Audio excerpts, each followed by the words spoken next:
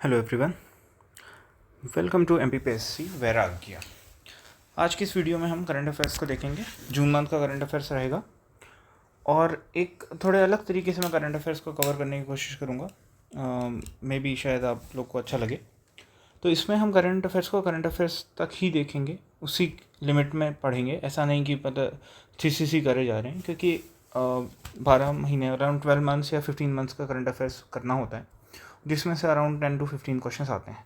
तो आप एक मंथ का वेटेज आप समझ लीजिए कि कितना हो सकता है। तो हम वही ध्यान में रख के, जैसे आज जून मंथ का करंट अफेयर्स है एमपी का और नेशनल इंटरनेशनल करंट अफेयर्स, सभी मिला के उतना ही देखने वाले हैं जितना कि एग्ज़ाम में हेल्पफुल होगा और एग्ज़ाम में आ सकते हैं। मोस्ट इंपॉर्टेंट ही मैंने पॉइंट्स उठाए हैं, ठीक है। तो चलिए करंट अफेयर्स स्टार्ट करते हैं। अब इसमें आप ये देखिएगा, ये वर्ल्ड एनवायरनमेंट डे की बारे में मैंने 2 ही डे चूज़ किए हैं, दो मतलब 3-4 डेज़ हैं इसमें। तो एक इन्वायरमेंट से रिलेटेड जून 5, ये इंपॉर्टेंट है, कई बार आ भी चुका है एमपीपीएससी में भी और दूसरे एग्ज़ाम्स में भी, पीसीएस लेवल के जो भी एग्ज़ाम्स होते हैं।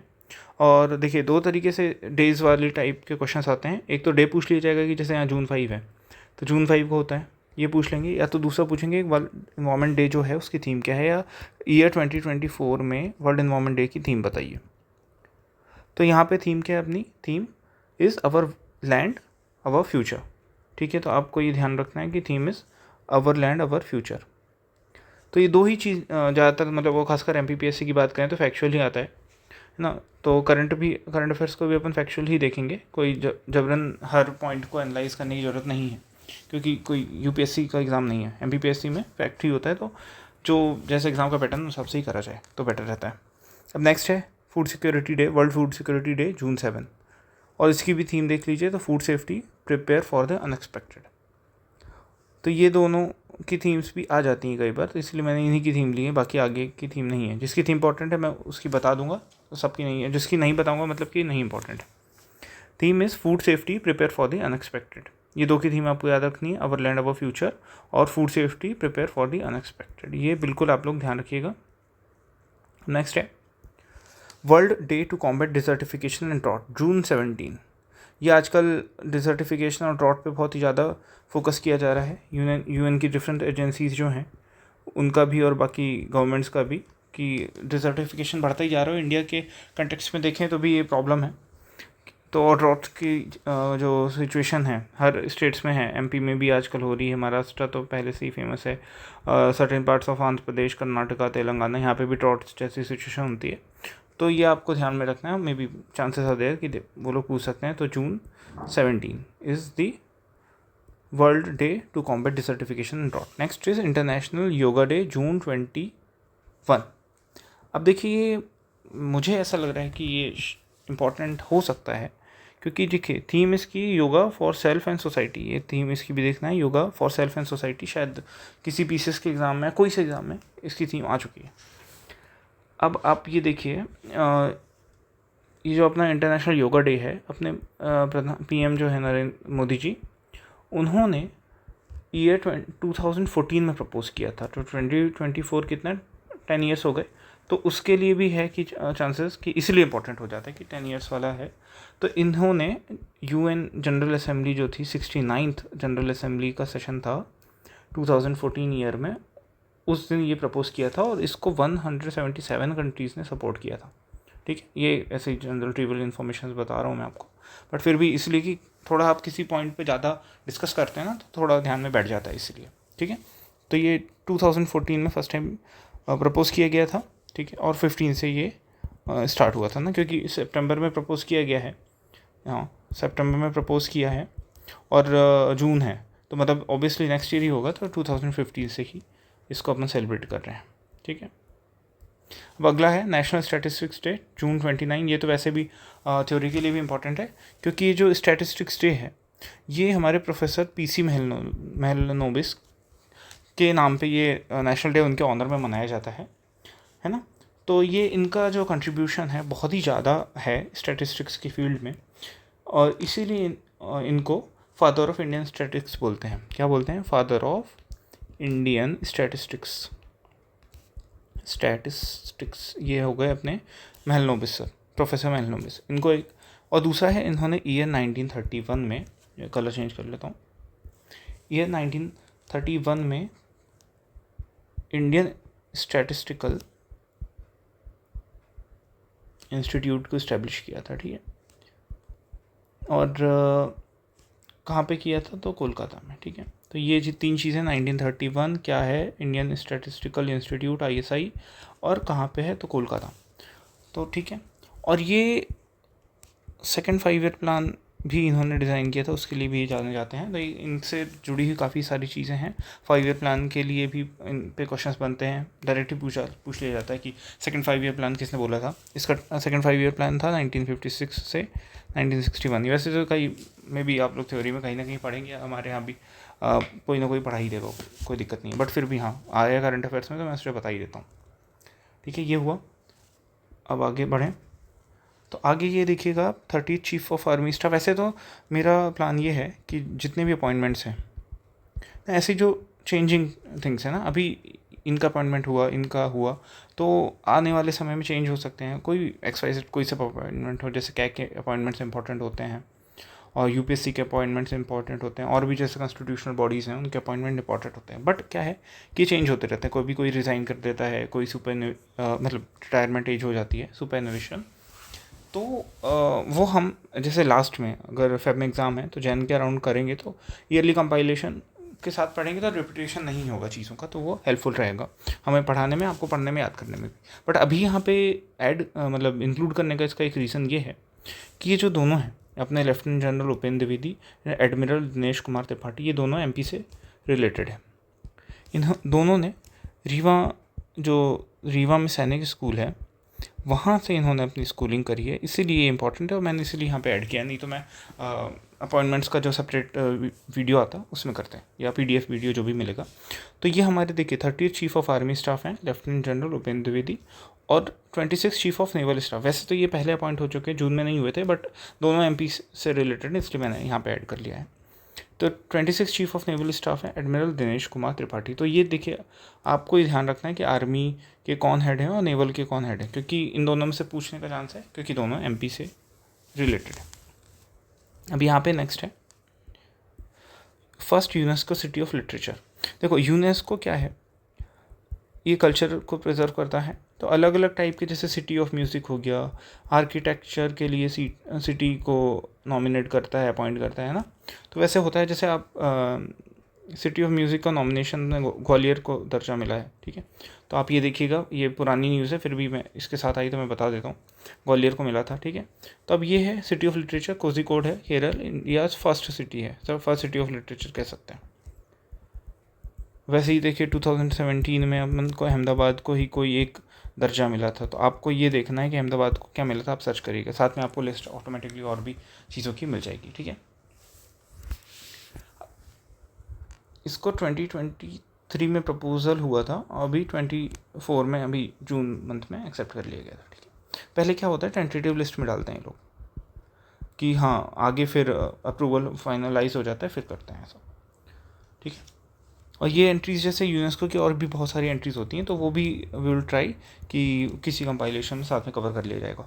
एक्चुअली होता क्या है ना, कि आपको जैसे ऑल द अपॉइंटमेंट्स एक साथ मिल जाए, है ना। उसके बाद बुक्स हैं, अवार्ड्स, ऑथर्स हैं, तो इनसे क्या होता है ना कि आप एक साथ पढ़ेंगे तो उसमें से आपके लिए भी बेनिफिशियल होगा कि कौन सा इंपॉर्टेंट है, कौन सा इतना इंपॉर्टेंट नहीं है। तो आप थोड़ा सा अपने हिसाब से भी दिमाग लगा कर सकते हैं, और पढ़ने में ध्यान रखने के लिए आसान रहता है। रिवीजन मेन, तो रिवीजन में भी इजी रहता है, ठीक है। नेक्स्ट आगे बढ़ते हैं। इसमें देखिएगा, एक सेकंड पीछे हो गया, 1 मिनट।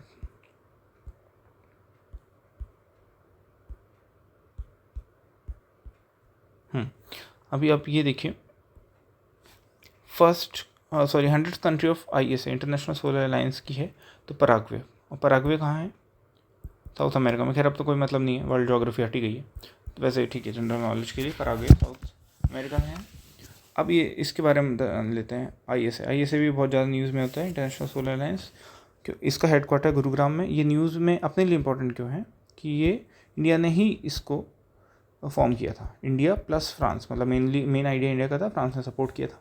और एक्चुअली जो पेरिस समिट हुआ था, पेरिस समिट जो था UNFCCC का, UNFCCC मतलब टू कॉम्बेट क्लाइमेट चेंज, है ना। United nation framework convention on climate change. तो क्लाइमेट चेंज से रिलेटेड जो पेरिस समिट हुआ था 2015 में, वहाँ पे ये इंटरनेशनल सोलर अलायंस की स्थापना हुई थी। तो ये 100 कंट्री इसकी बन रही है, ठीक है। तो ये काफ़ी इंपॉर्टेंट है।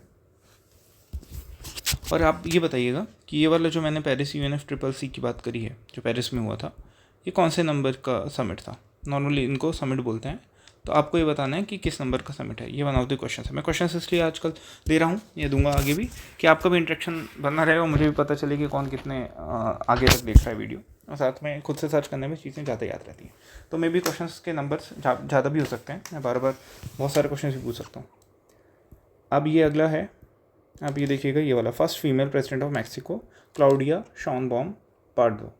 अब ये क्वेश्चन शायद MPPSC में ही पूछा था इस बार ही, और ये अच्छा डिटेल क्वेश्चन था, बट मैंने सोचा कि अब बार बार डिटेल नहीं आता है, तो इसलिए मैंने केवल नाम रखा कि ये उस समय की न्यूज़ थी, उस मंथ की।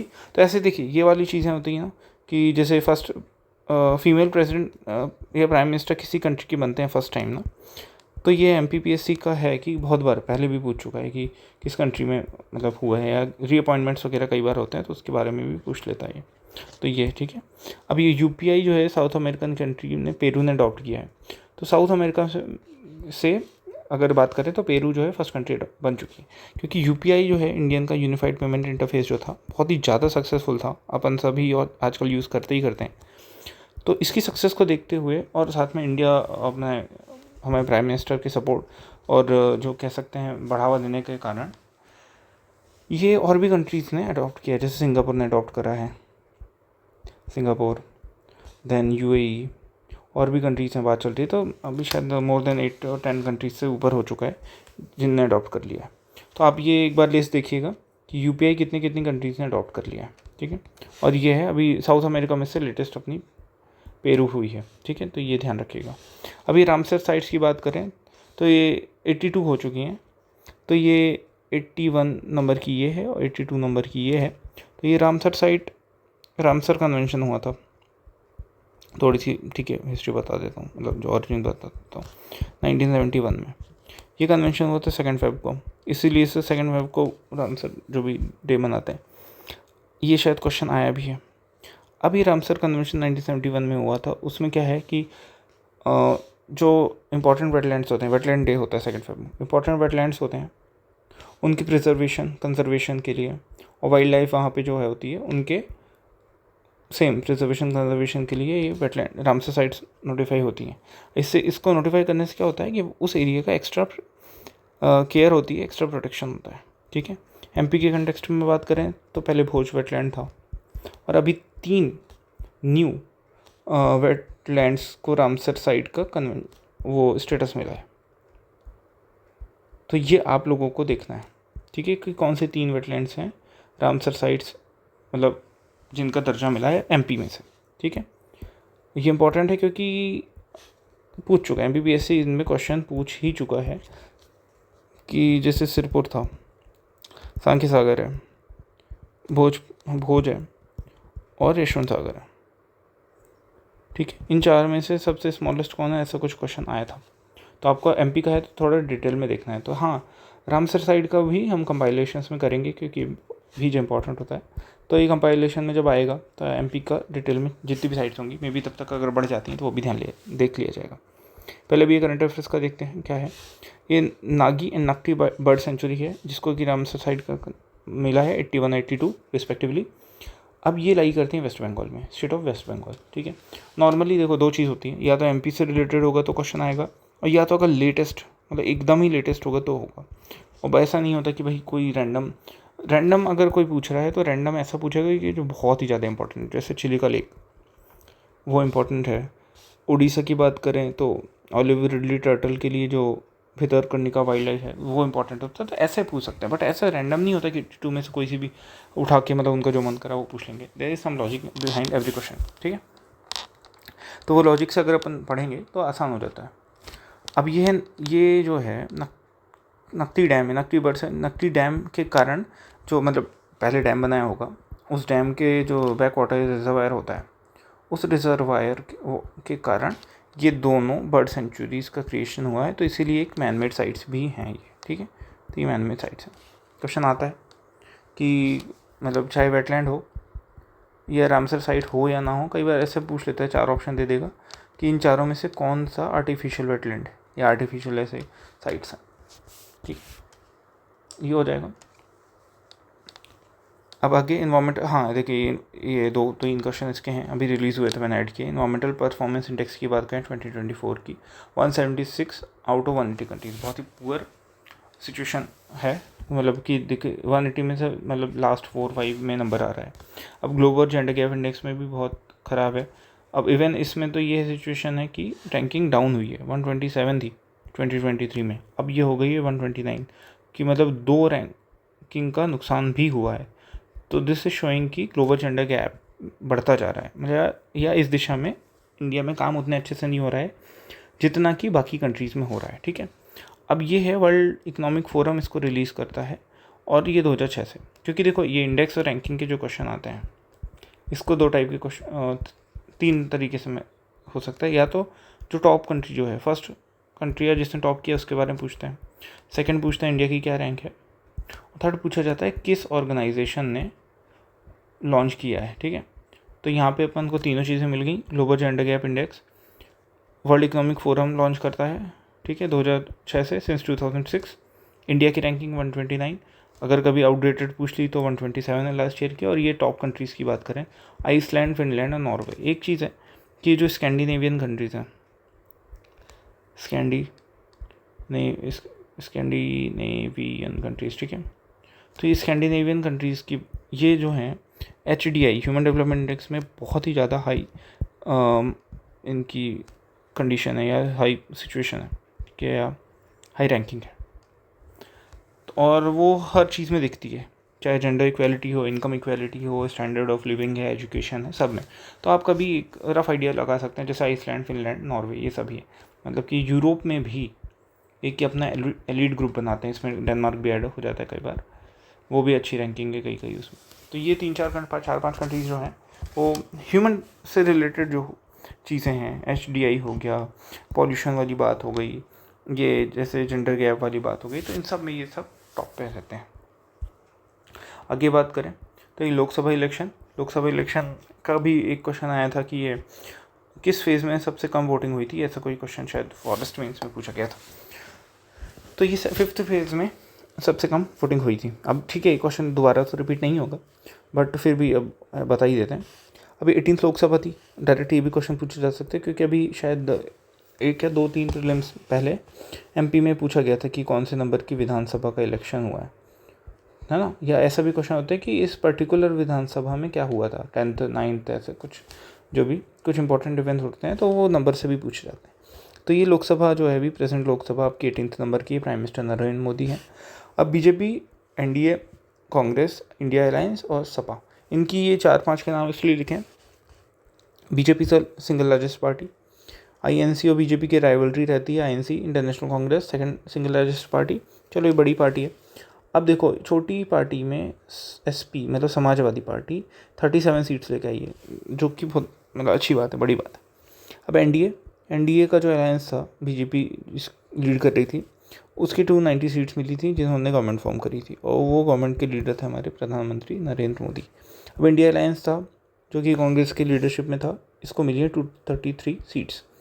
तो आप ये देखेंगे कि पास्ट जो अपना इलेक्शन था 17th लोकसभा इलेक्शन, उससे BJP या NDA का परफॉर्मेंस बहुत ज़्यादा गिरा है। और इंडिया अलायंस और इंडिया अलायंस तो तब था नहीं, बट INC और इंडिया और इन्होंने काफ़ी अच्छा परफॉर्म किया है, और इस सीट्स में भी आपको रिफ्लेक्ट हो रहा है। अभी 7 फेजेज़ में इलेक्शन हुए थे, और ये नोटा की बात है, इस बार नोटा इंदौर में सबसे ज़्यादा मिला गया है। फिर और जो है इंदौर से MP जो बने हैं शंकर लालवानी, ठीक है। तो नोटा इंदौर में इसलिए ज़्यादा हुआ था क्योंकि जो यहाँ से कांग्रेस का जो मेंबर था उसने लास्ट मोमेंट पे शायद उसका नॉमिनेशन कैंसिल हो गया था, तो फिर यही बचे थे। तो कई मतलब INC ने बोला था कि आप नोटा को, मतलब उसने काफ़ी प्रमोट किया था, तो नोटा को बहुत ज़्यादा हाईएस्ट वोटिंग मिली थी। तो ये क्वेश्चन जैसे ये पूछ लेते कि लोवेस्ट वोटिंग किस में है, तो यहाँ पे किस कॉन्स्टिट्यूएंसी में, ऐसा क्वेश्चन हो सकता है कि किस कॉन्स्टिट्यूएंसी में नोटा को सबसे ज़्यादा मतलब सेकंड लार्जेस्ट वोट मिले हैं, तो ये है, या नोटा को सबसे ज़्यादा वोट मिले हैं तो इंदौर से हैं, ठीक है। अब ये बुक्स हैं, आई हैव द स्ट्रीट्स कुट्टी या कट्टी जो भी उनका लोकल वर्ड है, क्रिकेट स्टोरी, ये तमिलनाडु में भी तमिल वर्ड होगा। ये आर अश्विन की ऑटोबायोग्राफी है, मतलब आर अश्विन ने लिखी है, और दिस इज़ ये बुक का टाइटल हो गया।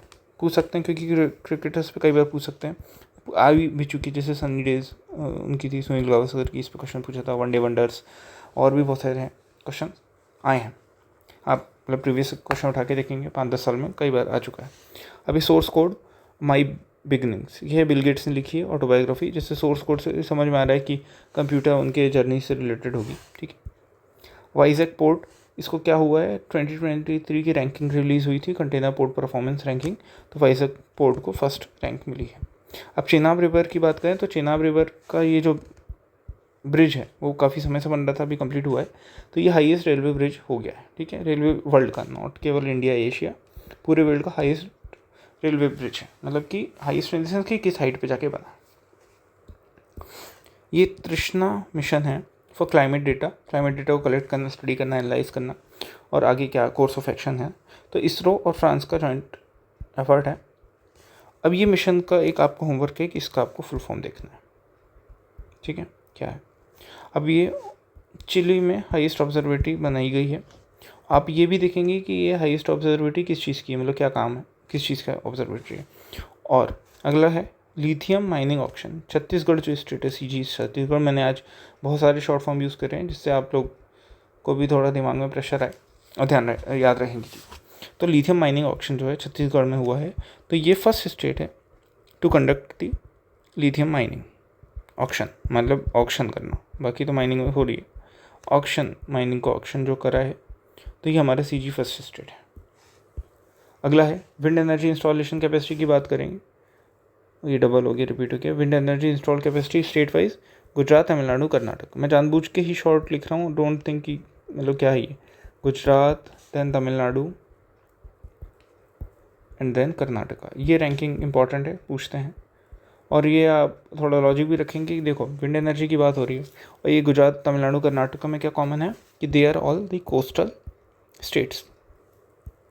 तो कोस्ट में होने से क्या होता है कि कोस्ट में विंड्स ब्लो होने का इजी पाथ होता है, तो उसके कारण ये इंस्टॉलेशन कैपेसिटी बेटर है, ठीक है। जैसे राजस्थान है, तो राजस्थान में डिज़र्ट है, तो डिज़र्ट में खाली लैंड है, तो वहाँ सोलर कैपेसिटी ज़्यादा है। तो आप ये ऐसे कॉमन सेंस से भी कई बार गैस वर्क कर सकते हैं। गुजरात की बात करें, गुजरात की इंडिया में सबसे ज़्यादा कोस्टल वो है, बाउंड्री है, तो गुजरात में विंड अच्छी है। चैडविक हाउस, ये क्या है, नेविगेटिंग ऑडिट हेरिटेज, मतलब कि जो ऑडिट की हेरिटेज का जो भी डेवलपमेंट होगा, है ना, बिफोर इंडिपेंडेंस से लेकर आज तक, तो उसके बारे में चैडविक हाउस बनाया गया है। ये शिमला में है, हिमाचल प्रदेश में, शिमला में हेडक्वार्टर, मतलब ये सिचुएटेड है, और जिसका इनाग्रेशन किया था हमारे क्या है, गिरीश चंद्र मुर्मू जी ने। अब ये है मल्टीलेटरल एक्सरसाइज तरंग शक्ति, ये इंडिया ने कंडक्ट करी है। इसके मल्टीलेटरल मतलब और भी कंट्रीज होंगी, तो कौन कौन है, फ्रांस है, ब्रिटेन है, ऑस्ट्रेलिया, यूएसए एंड जापान, मतलब ये 5 ही और ये 6 कंट्रीज़ का ये मल्टीलेटरल एक्सरसाइज थी। अब थोड़े स्पोर्ट्स के करंट अफेयर्स देखें तो टेनिस फ्रेंच ओपन हुआ था। फ्रेंच ओपन को अपन क्या बोलते हैं, रोलैंड गैरोस, ठीक है, वहाँ का फ्रेंच वर्ड है, रोलैंड गैरोस बोलते हैं। अब टाइटल देखो, मैन और वुमेन दो ही पूछते हैं, मिक्स का या डबल्स का तभी होता है अगर किसी इंडियन ने जीता है तो, ठीक है। ये मैन का हो गया, कार्लोस अल्काराज, इसने जीता है, ये स्पेन के प्लेयर हैं, और वुमेन में इगा स्विएटेका, पोलैंड की प्लेयर है, ठीक है। अभी क्रिकेट की बात करें, खैर वैसे तो पता सबको ही होगा, फिर भी रिवीजन के लिए, ICC men's T20 world cup, India versus south Africa, जिसमें इंडिया जीता है, और वेस्ट इंडीज़ एंड यूएसए ने मिलकर होस्ट किया था। कई बार होस्ट कंट्री भी पूछते हैं, ठीक है। अभी इंडिया की second T20 world cup win है। फर्स्ट या इनाग्रल वर्ल्ड कप भी इंडिया ने ही जीता था, जो कि 2007 में कंडक्ट हुआ था, ठीक है। तो ये फर्स्ट वर्ल्ड कप भी इंडिया ने जीता था, और अभी 2024 का भी इंडिया ने जीता है, ठीक है। अब इसमें और क्या चीज़ें पूछी जा सकती हैं, प्लेयर ऑफ द मैच, आजकल पहले मैन ऑफ द मैच बोला जाता था, आजकल प्लेयर ऑफ द मैच बोलते हैं। ये बने हैं विराट कोहली, और next is player of the tournament, POTT, ठीक है। मैन ऑफ द टूर्नामेंट या प्लेयर ऑफ द टूर्नामेंट ये हैं बुमराह या जसप्रीत बुमराह, ठीक है, जसप्रीत बुमराह। अब ये अपनी इकोनॉमिकल बॉलिंग, ठीक है, इकोनॉमिकल जो बॉलिंग थी उसके लिए, और ये ऑलमोस्ट इसी की बदौलत है, इन्हीं की बदौलत है जो वर्ल्ड कप जीत पाई है इंडिया, क्योंकि फाइनल में भी इनका काफ़ी योगदान था। 4 ओवर में बहुत ही कम रन दिए थे, जिसके कारण साउथ अफ्रीका पे प्रेशर आया और वो अदर बॉलर्स को आउट हुए। और एक और न्यूज़ है स्पोर्ट्स की कि T20 इंटरनेशनल में, T20 आईज़ में सबसे ज़्यादा सिक्सेस लगाने का रिकॉर्ड अभी रोहित शर्मा के नाम पे हो गया है, और इन्होंने 200 से ज़्यादा, रोहित शर्मा 200+ सिक्सेस लगाए। ठीक है, तो या तो अगर क्वेश्चन ऐसा बन सकता है कि इसने 200 सिक्सेस मारे हैं, इंटरनेशनल की बात हो रही है ना, T20 आईज़, तो ये है रोहित शर्मा है, हाईएस्ट में भी रोहित शर्मा का नाम आ जाएगा। ठीक है, नेक्स्ट आगे देखते हैं। ज़्यादा है नहीं, जून में इतना कोई एक्टिविटी हुई नहीं थी, तो करंट अफेयर्स लिमिटेड ही है, और मैंने फालतू के ऐड नहीं किए कि केवल वीडियो बनाने के नाम पे मतलब जान दो, मैंने थोड़ा सा ध्यान रखा है। Nelson Mandela life time achievement award ऐसे इतना इम्पोर्टेंट अवार्ड नहीं है, बट ये मिला है विनोद गनात्रे को। इम्पोर्टेंट इसलिए हो जाता है कि ये इंडियन को मिला है फर्स्ट टाइम, ये जो है first Indian to achieve receive this award. ठीक है, तो ये इसीलिए बड़ी बात है कि किसी भी इंडियन को पहली बार ये अवार्ड मिला है। ठीक है, उसके बाद में एमपी की थोड़ी सी न्यूज़ देख लेते हैं। इंटर स्टेट एयर सर्विस है जिसका नाम है पीएम श्री पर्यटन वायु सेवा, मतलब प्रधानमंत्री श्री पर्यटन वायु सेवा। तो इसमें क्या है कि स्टेट के अंदर की एयर सर्विस है जो कि काफ़ी चीप होगी, मतलब cheap in the sense affordable होगी, और अफोर्डेबल है उसके साथ में कनेक्टिविटी इम्प्रूव करेगी। कनेक्टिविटी इम्प्रूव करने के लिए है, और इससे क्या रीजनल डेवलपमेंट भी होगा। पहली फ़्लाइट कहाँ से निकली थी, ये फर्स्ट फ़्लाइट है भोपाल टू जबलपुर, और फिर बाद में अभी इनके अलावा भोपाल, इंदौर, जबलपुर, ग्वालियर, उज्जैन, रीवा, खजुराहो, सिंगरौली, इतने ही जगह से और निकलेगी। तो 1 2 3 4 5 6 7 8, मतलब कि 8 डेस्टिनेशंस या 8 सिटीज़ को टारगेट किया जा रहा है स्टार्टिंग में। और इसमें देखिए नॉर्मली बड़ी बड़ी जो एमपी की सिटीज़ हैं, भोपाल, इंदौर, जबलपुर, ग्वालियर, याद रहती हैं। उज्जैन भी आजकल बड़ा है। ठीक है, रीवा कमिश्नरेट प्लेस है। तो पहले इस ऑर्डर में याद करिए कि सिंगरौली और खजुराहो छोटी जगह हैं तो भी हैं, तो अब कैसे याद करेंगे, तो चलो Singrauli is the energy capital, तो चलो उसको रखना तो लाजमी।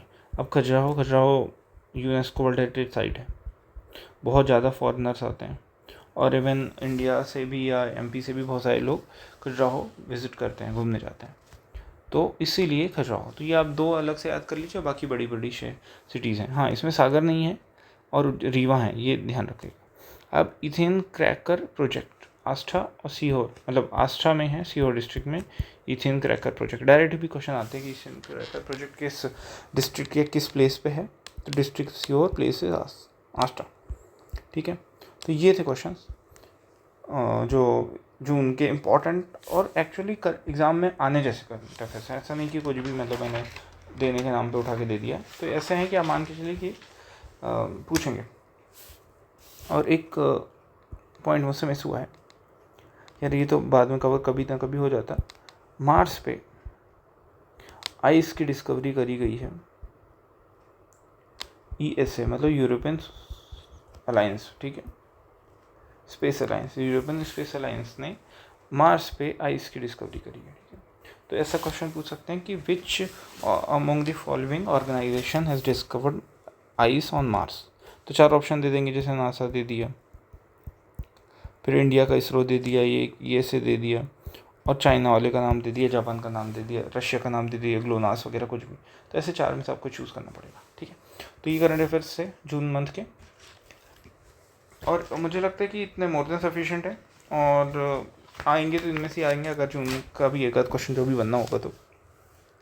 और एक चीज़ और है कि करंट अफेयर्स की अगर बात करें तो अगर फेब में एग्ज़ाम है अपना, है ना, अगर फेब मंथ में एग्ज़ाम है, एक सेकेंड पेज, हाँ, अगर फेब का एग्ज़ाम मान के चले तो आपको रिवर्स ऑर्डर में देखें, जैन, देन दिसंबर, नवंबर और अक्टूबर, ये पहले 4 की इंपॉर्टेंस रखनी है। और ये चारों अभी हुए नहीं है ना, टाइम अक्टूबर का भी ठीक से कंपाइल हो जाए, बढ़िया हो जाए, फिर अक्टूबर करेंगे, नवंबर, दिसंबर, ये सब हो जाएगा। तो ये 4 आपको सबसे ज़्यादा इंपॉर्टेंट है। उसके बाद फिर जून टू जो आपका सितंबर का पीरियड होता है, ये इम्पॉर्टेंट है। और फिर थर्ड या लीस्ट इम्पॉर्टेंट होता है जून के पहले का, मतलब कि जनवरी से मई तक का। तो ये आपको इसी ऑर्डर में रखना है कि फर्स्ट सबसे पहले अगर करना है तो इन चारों को करना है, फिर ये पीरियड को करना है, और फिर लास्ट में जन टू मई को पीरियड को करना है। ठीक है, तो अपना भी यही टारगेट होगा कि जब तक है जून के बाद अगर सितंबर वगैरह देखेंगे, फिर तब तक फिर अक्टूबर नवंबर का नंबर आ जाएगा, फिर देख लिया जाएगा। ठीक है, तो चलो ये करंट अफेयर्स था, अब बस इतना ही है। अब बाकी अगले वीडियोस दूसरे टॉपिक्स पे आएंगे, और करंट अफेयर जैसे ही समय होगा तो जुलाई का भी कवर कर दिया जाएगा। ठीक है, मिलते हैं नेक्स्ट वीडियो में। Thank you, bye, take care.